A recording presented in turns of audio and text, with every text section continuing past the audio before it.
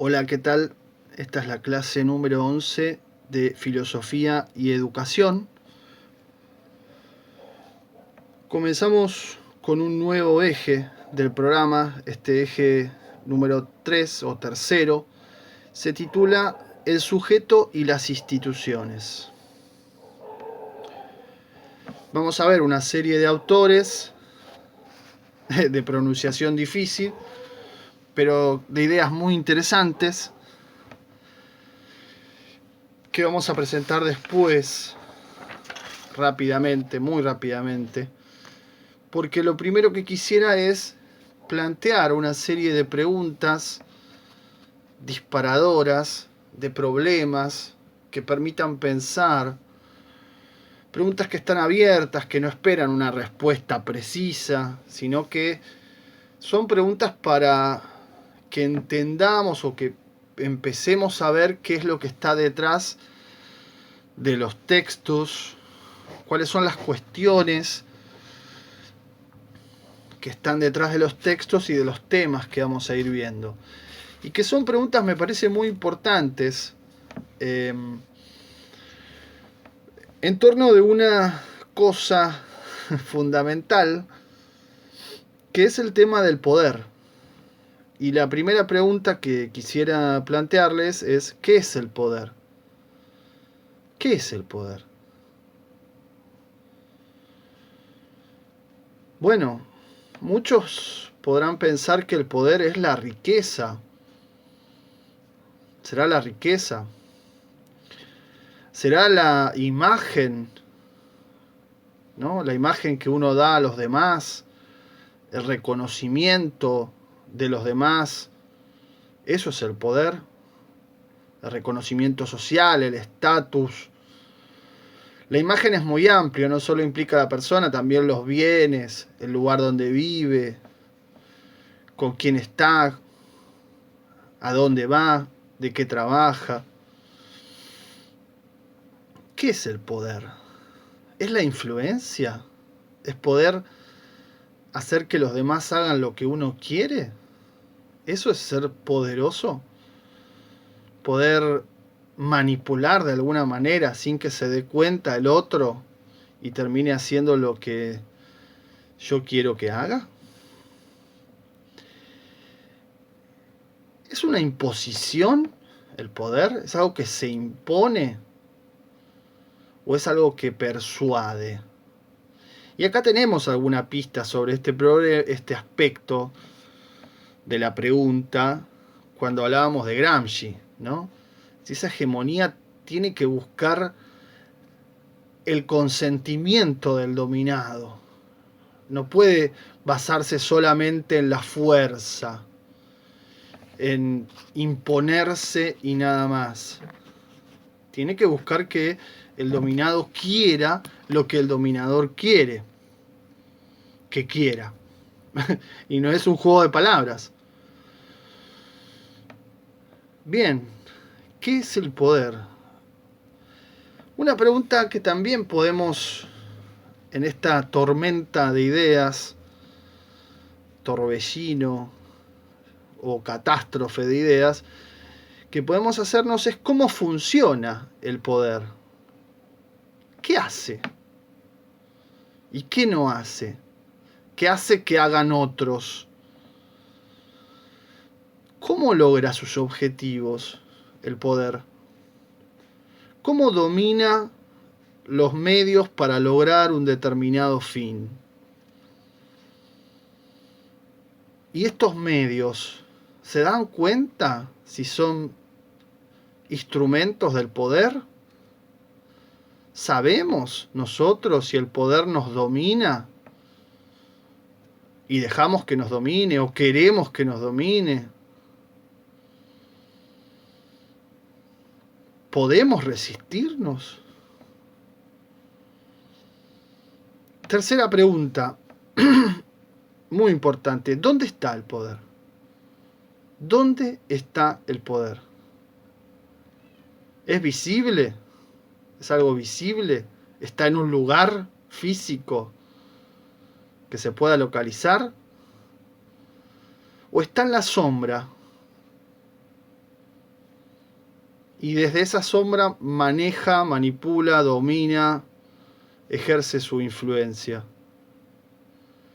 Lo visible, lo que se ve, la cara del poder, ¿es parte de ese mismo poder o es solo una pantalla que impide ver quién realmente tiene el poder? Y un problema, si queremos saber dónde está, tenemos otro problema bastante grave o complicado. ¿El poder es uno? ¿Es uno solo? De modo tal que si uno va, le corta la cabeza, se resuelve todo, ¿no? Como si fuera una serpiente que vamos, le cortamos la cabeza y ya está.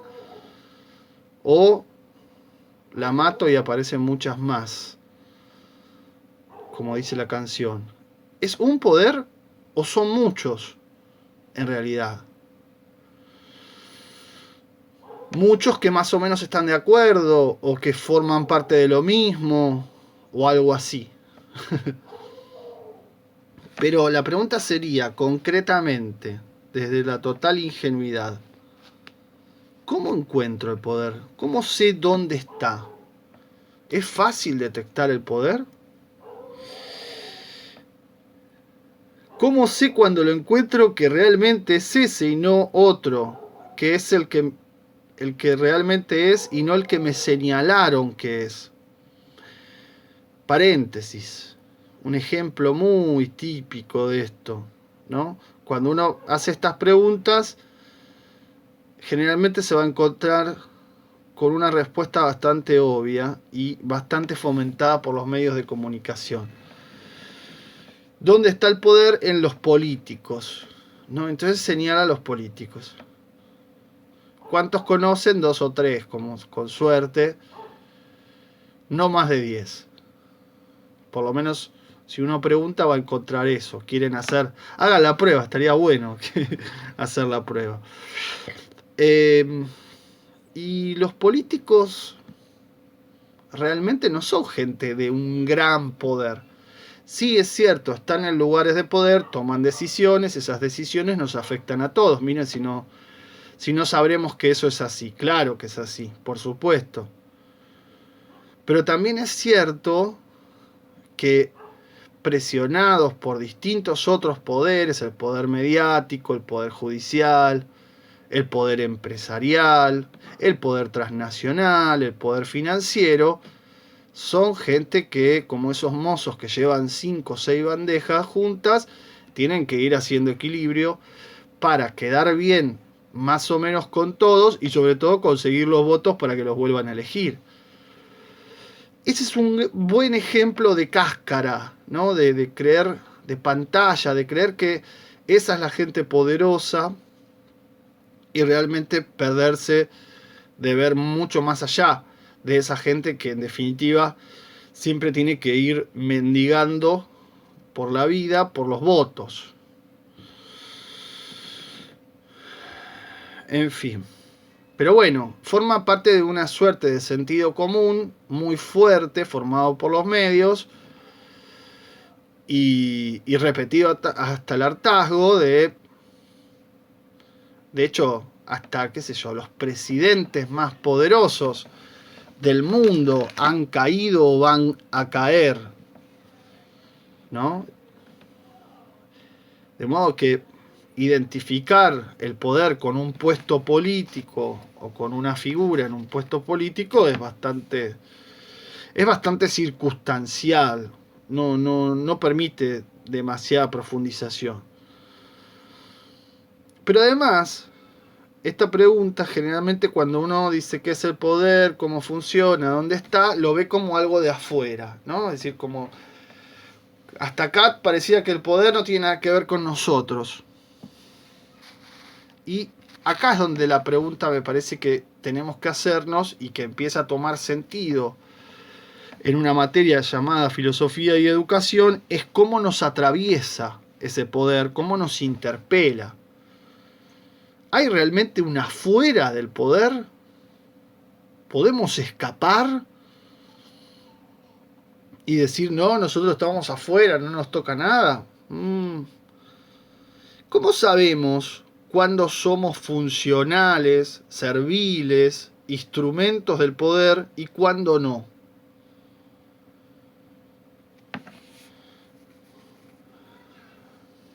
Y acá empieza a tomar color el título del eje, si es que tiene color, digamos, y si es que tiene sentido. Porque hay un juego de palabras con el tema del sujeto, ¿no? El sujeto, todos sabemos más o menos que es el ser humano, ¿no? Es el yo pienso cartesiano en la historia de la filosofía,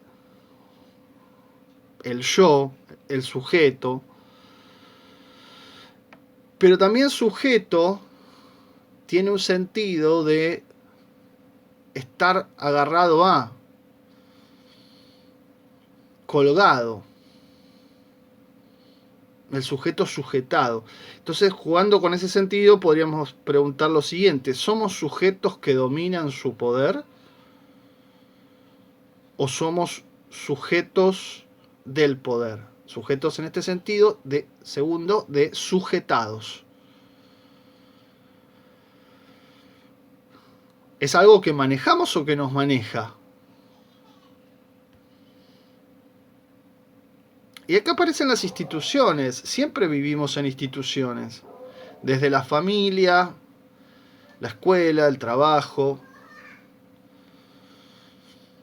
la amistad. Son todas instituciones, creaciones, pero bueno, también instituciones en un sentido más formal. La escuela es un sentido más formal, ¿no? La pregunta es si llevamos las marcas del poder con nosotros, que nos han moldeado, nos han dejado huellas muy profundas. Y la pregunta también ahí es si esas marcas las podemos deshacer o reformular, o estamos condenadas a repetirlas y a cargarlas de por vida. Y acá se nos plantea una cuestión interesante, muy interesante, que es en qué medida los sujetos, nosotros, hacemos las instituciones y en qué medida las instituciones nos hacen a nosotros sujetos de ellas. Bien, bueno, espero que no los haya abrumado toda esta tormenta, este cataclismo de preguntas. Digamos dos palabras sobre estos filósofos que vamos a ver. Son, les decía, 4: Foucault, Deleuze, Derrida y Castoriadis.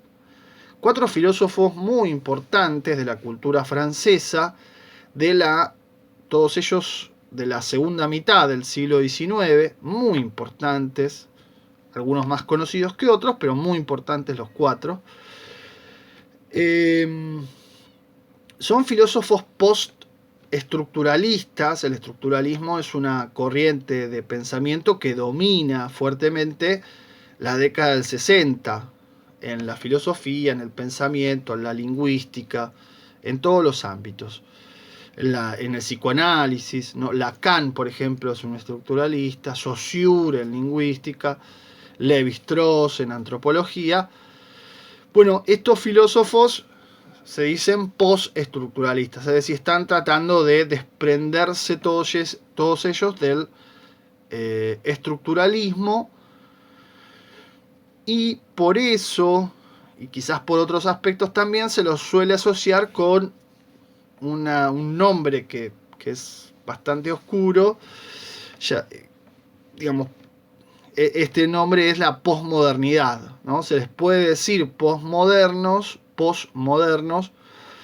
pero la verdad es que ninguno de ellos se reconoce como posmodernos. Como postestructuralistas sí, y la crítica, la relación crítica con el estructuralismo también es una relación crítica con el marxismo. De alguna manera, también es una continuidad, ruptura, más ruptura diríamos, con este filósofo que vimos al comienzo del curso, que es Althusser. Yo creo que una mejor denominación para estos cuatro es la de filósofos de la diferencia. Por lo menos los tres primeros seguro, Foucault, Deleuze y Derrida. Castoriadis en un sentido por ahí más, un poco distinto, pero no importa. Son filósofos de la diferencia. ¿Y qué es la diferencia?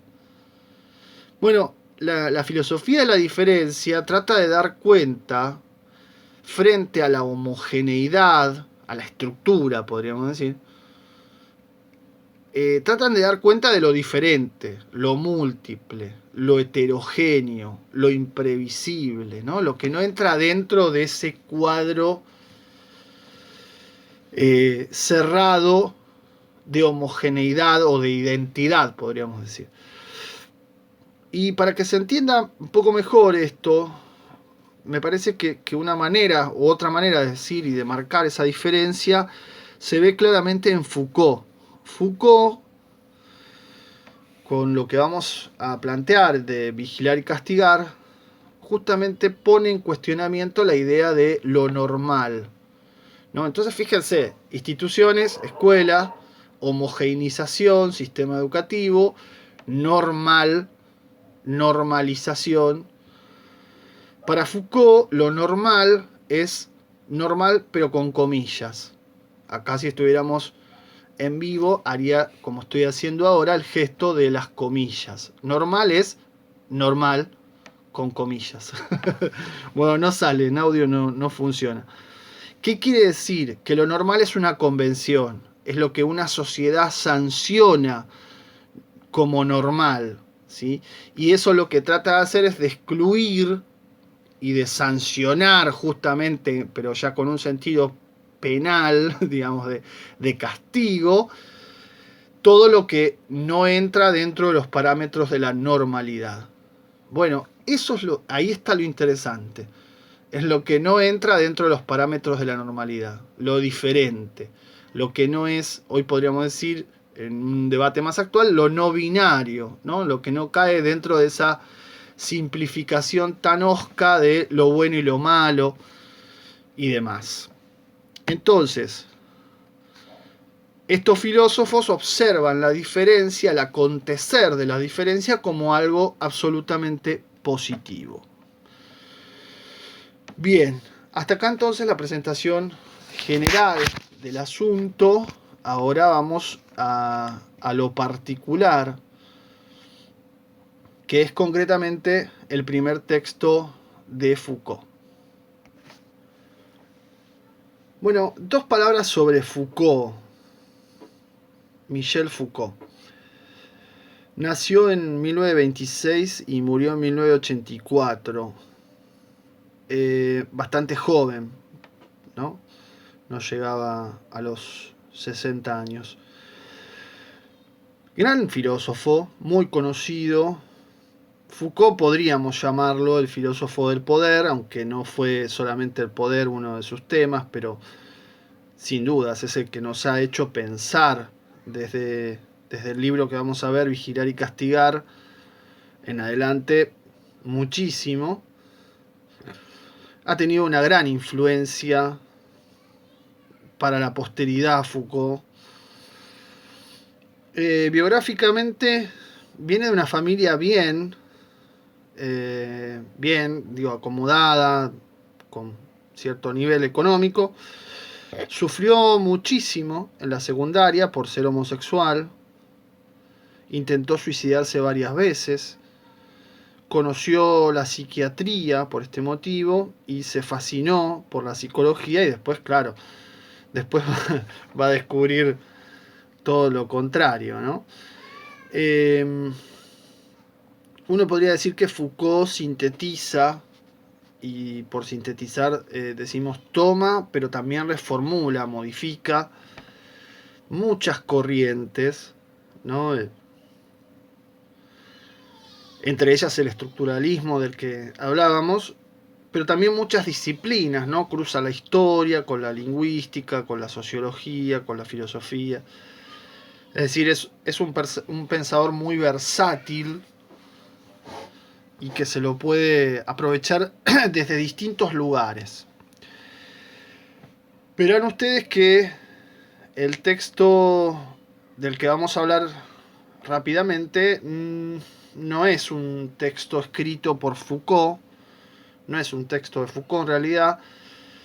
El libro se titula El poder, una bestia magnífica, fue publicado hace poco, en 2014, y es una compilación de distintos textos de Foucault o sobre Foucault o con Foucault, no, mejor, no sobre, sino de o con, publicados, entrevistas, conferencias, que se habían como publicado en lugares muy diferentes y después se hizo una compilación de todo ese material muy largo, muy amplio, y en esta traducción de 2014 una selección de ese material. Y concretamente, bueno, el título por supuesto no lo pone Foucault, El poder, una bestia magnífica, sobre el poder, la prisión y la vida. Y lo que tenemos de ese libro es una parte que es una entrevista realizada en 1977 y cuyo título interesante es La tortura es la razón. Vamos a ver primero este texto y después Vigilar y Castigar, aunque Vigilar y Castigar es de 1975, o sea que es apenas anterior, porque me parece que este texto permite entender, primero es un Foucault más distendido, más comprensible, digamos, accesible, pero además tiene 2 o 3 pistas interesantes para después entrar mejor en Vigilar y Castigar. Entonces por eso cambiamos el orden como estaba en el programa y dijimos, bueno, mejor veamos primero este texto que es más fácil, luego el otro que es más complicado, haciendo caso a la recomendación de Comenio de ir de lo fácil a lo difícil. Bien, la tortura es la razón. Ventajas y desventajas del texto, ¿no? Al ser una entrevista, el entrevistador puede ir saltando de tema y entonces el texto por ahí no tiene una gran unidad. Pero de todos modos, el primer punto que le plantea al entrevistador y que Foucault lo toma bien, es si esta idea de usted quiere escribir la historia de los perdedores, la historia de los perdedores, ¿no? Dar palabra a los silenciados, a los que no han tenido la palabra en la historia. Y Foucault a esto lo toma, lo acepta como una caracterización y plantea 2 cuestiones: cómo investigar a los sin palabras, a los dominados, a los que reproducen la lengua y las ideas del dominador, cómo hacerlos hablar cuando han sido silenciados tanto tiempo, ¿no? Esa es una cuestión interesante. Y la segunda es si la historia es una guerra, ¿no? Se pregunta Foucault. Si es una lucha, ¿no? Claro, acá hay una referencia implícita a una afirmación de Marx. La historia es la historia de la lucha de clases, ¿no? Y bueno, Foucault dice, ¿qué se entiende por lucha? Y acá le agrega un matiz muy interesante, que es que muchas veces, y esto se puede ver a través de documentos, y a través de esos documentos, no lo dice Foucault, lo decimos nosotros, se puede dilucidar la primera cuestión, ¿no? ¿Cómo hacer hablar a los sin palabra? Es, bueno, a través de estas cosas, estos documentos. Vamos a ver que en Vigilar y Castigar hay mucho de eso, ¿no? Documentos, disposiciones, reglamentos, ¿no? A partir de los cuales se plantean ciertas acciones aceptables y acciones no aceptables.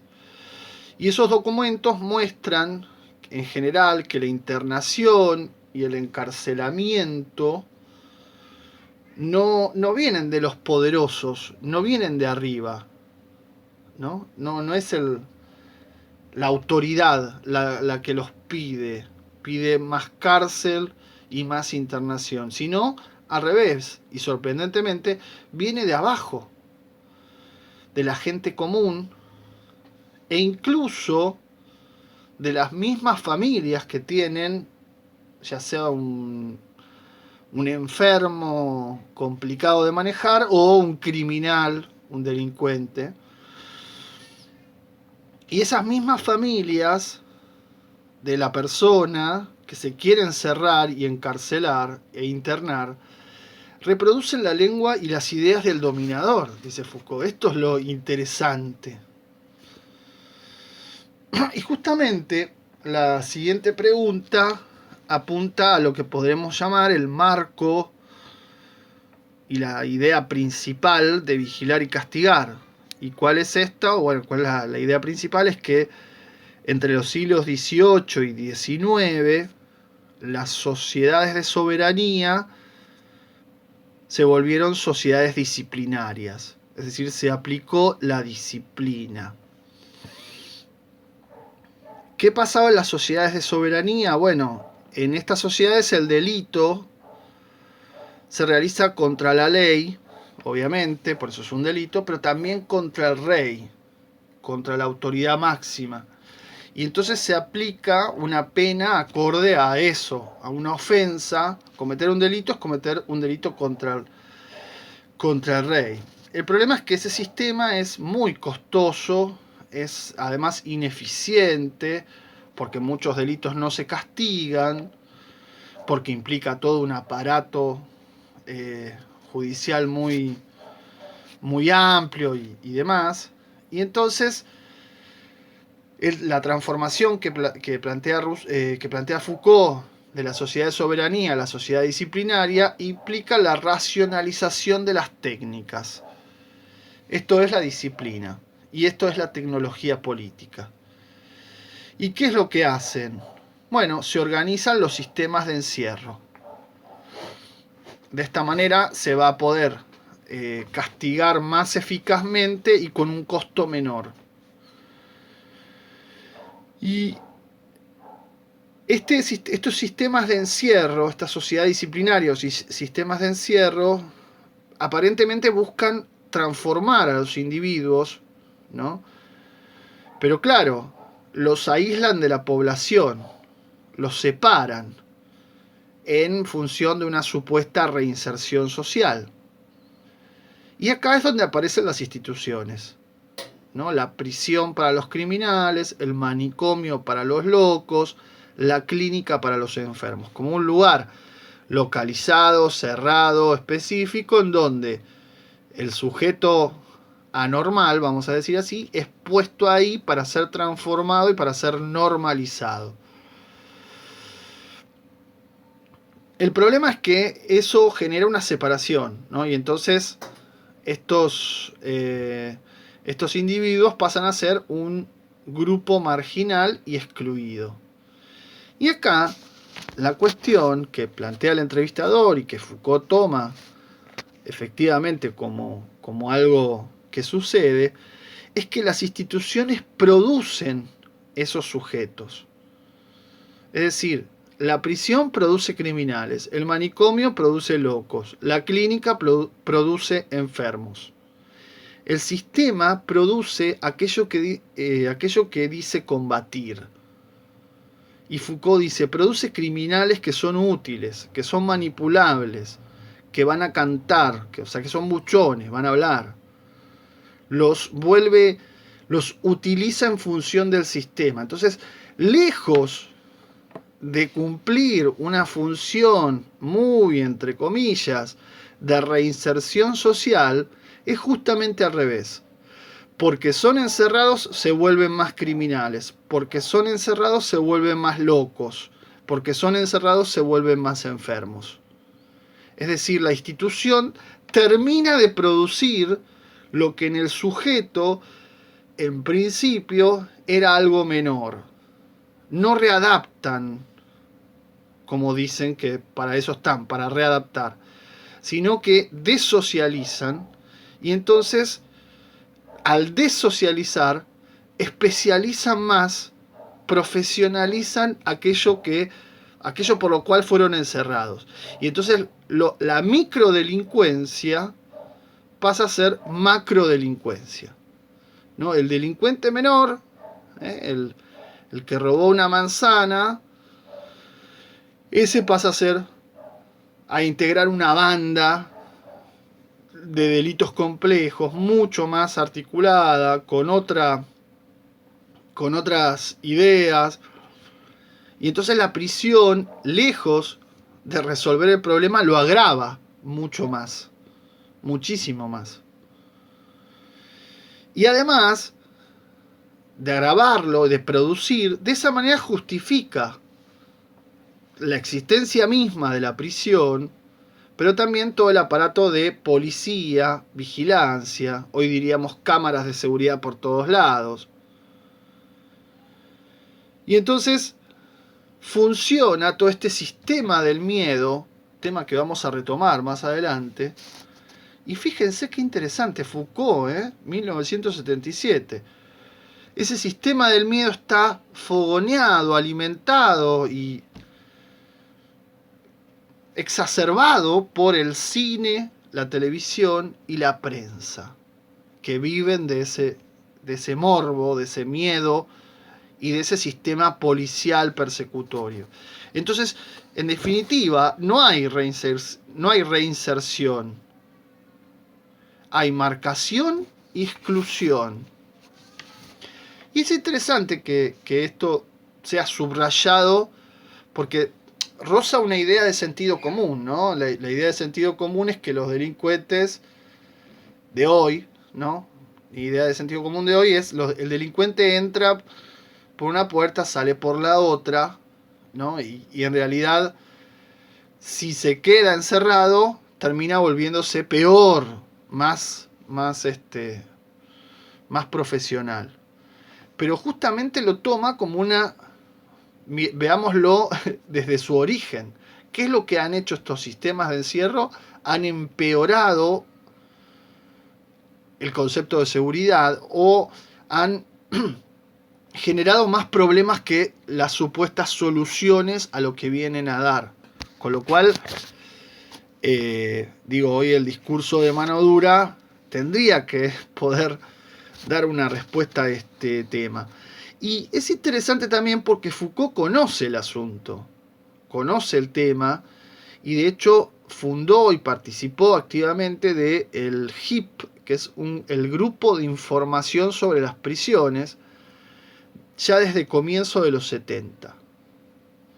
Y entonces conoce de primera mano que estos programas de reinserción hacen no que el individuo se transforme y se vuelva un adaptado social, sino todo lo contrario, que se defina como delincuente y que de esa manera el sistema no fracase, sino todo lo contrario. De esa manera, generando más delincuencia, el mismo sistema triunfa, se legitima y se justifica. Bien.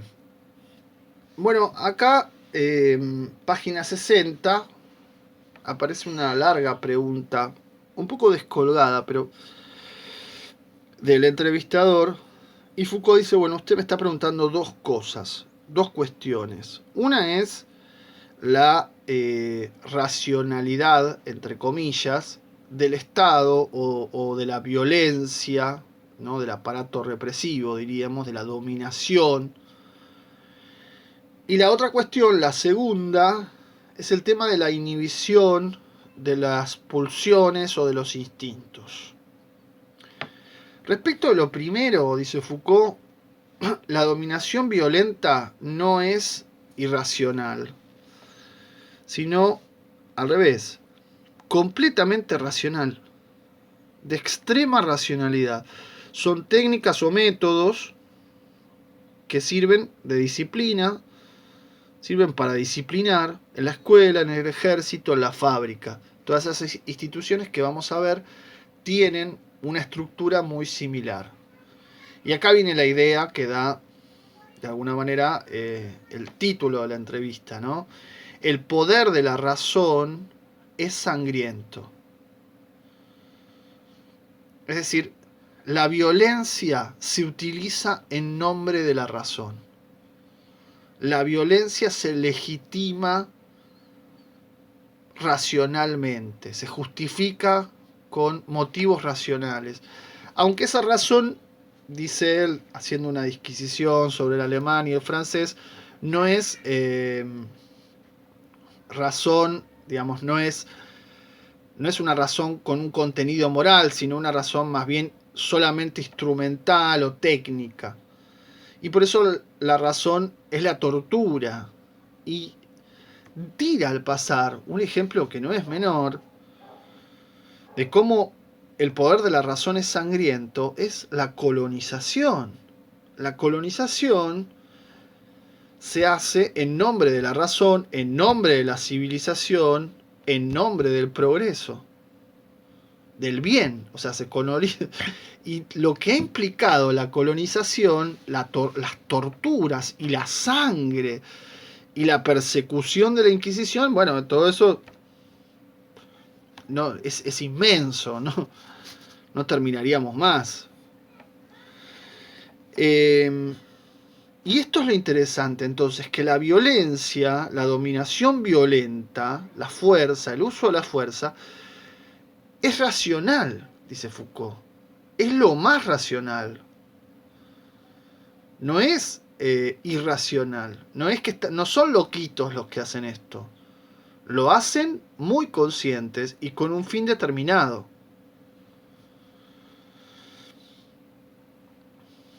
Segundo punto, la inhibición o represión, ¿no?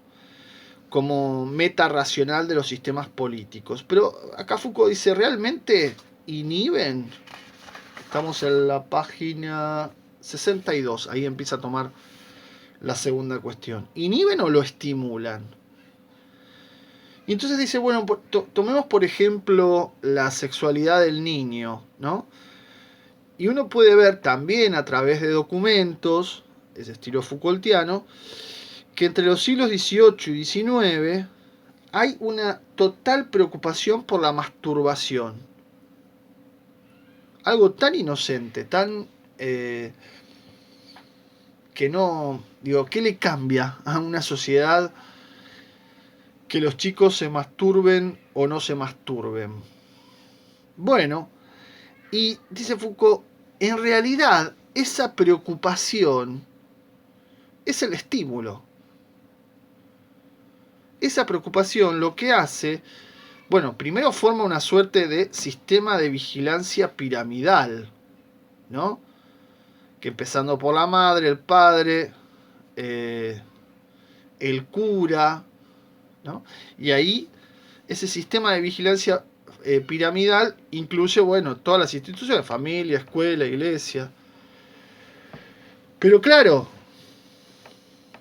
reprimir, cualquiera que trate con niñes se dará cuenta de esto, ¿no? Cuando uno dice no, es el mejor estímulo para hacer algo. No lo hagas, es hacelo.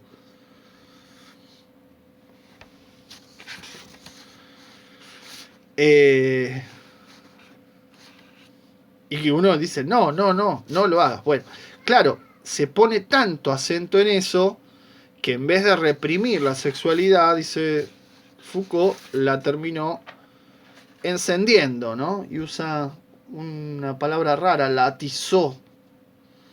¿Qué quiere decir eso? La encendió, la hizo crecer.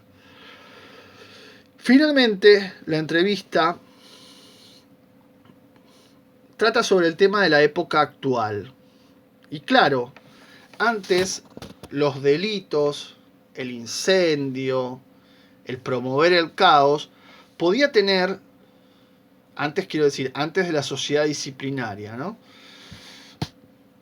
Podía tener un sentido revolucionario, podía tener un sentido de querer cuestionar y de alguna manera poner en jaque el poder central. Si todo delito es contra el rey, cuando se logra producir una ola de delitos, un montón de focos delictivos, de alguna manera se está poniendo, se está diciendo, este rey o esta autoridad no es competente, nadie la respeta. Bueno, eso era así hasta que vinieron las sociedades disciplinarias y el encierro, y entonces, al estar aislados, al estar marginados, esos delincuentes no pueden formar una acción, no pueden hacer una revolución, no pueden llevar adelante un movimiento revolucionario. Y eso se condice con esta época de desencanto. El entrevistador le pregunta, pero usted es muy pesimista, Foucault. Y bueno, de alguna manera sí, es un poco pesimista, porque claro, no hay más referencias a seguir. Les decía que todos estos autores que estamos viendo tienen una relación muy conflictiva con el marxismo, o muy complicada, muy crítica. Básicamente porque, claro, el marxismo, sobre todo la Unión Soviética como marxismo real, se volvió un sistema completamente autoritario, tremendamente autoritario. Lo mismo China. La China revolucionaria es vista como otro sistema realmente autoritario y que no promueve un avance en serio hacia un sistema mejor. Entonces, dice Foucault, 1977, hemos perdido las referencias. Y es interesante porque de alguna manera lo que va a venir después es esa sensación de orfandad, de no tener un referente, no tener un modelo a seguir, sobre todo con la caída del comunismo soviético y la euforia de los años 90 del capitalismo llevado a un extremo, ¿no? Ese extremo neoliberal que todavía padecemos hoy, 2020, en el mundo. Y entonces plantea que justamente hay que volver a empezar, ¿no?, con un análisis y una crítica del sistema social y estatal que está tanto en los países socialistas que quedaban en ese momento, que ya no quedan más, o que quedan muy pocos, pero digo, no, sin peso, y los países capitalistas, ¿no? Es decir, tratar de analizar el sistema y no estar esperando esos referentes, porque en cómo funciona este sistema de poder puede estar justamente la clave para repensar algo más positivamente. Bien, a modo de síntesis entonces, hay varias cosas de esta entrevista que nos sirven mucho para vigilar y castigar el próximo texto. En primer lugar, esto que decíamos al comienzo respecto de cómo dar voz, dar palabra a los, o captar, ¿no?, la palabra de los que no tienen palabra, los que no tienen voz. Esto es a través de documentos que van mostrando cómo se los regulaban, se los reglaban, se los normalizaban. También tenemos, en segundo lugar, esta cuestión de, ojo, el poder no está arriba, el poder está acá nomás, que se puede desprender, digamos, del mismo ejemplo que pone Foucault al principio respecto a las familias que quieren encarcelar, o de la gente de abajo, pero también de la razón, ¿no? Es decir, cuidado, el poder no es algo que está en un lugar, ¿no?, con el pasaje de las sociedades de soberanía a las sociedades disciplinarias, se da como una diseminación de ese poder que ya no está en una persona, en una cabeza visible y ostentosa, ¿no?, como sería un rey, sino que está como diseminado, desparramado y funcionando en red, ¿sí?, a través de todos nosotros, porque somos nosotros quienes también queremos el encarcelamiento, la internación, el encierro. Y ahí las instituciones cumplen justamente la función de producir aquellos sujetos o perfeccionar aquellos sujetos que supuestamente vienen a transformar o a reinsertar, ¿no? Entonces, el poder de la razón es sangriento. El poder de la razón es aplicar la fuerza como algo que está bien, ¿sí? Y ese justamente es la razón, la quintesencia de las instituciones. O sea, te vamos a educar por tu bien y te vamos a reprimir por tu bien. Aunque ese reprimir sea el resorte para estimular, como decíamos sobre el final. Bueno, todos estos aspectos están, vamos a ver, en Vigilar y Castigar, la próxima clase ya, porque nos hemos pasado de tiempo una vez más.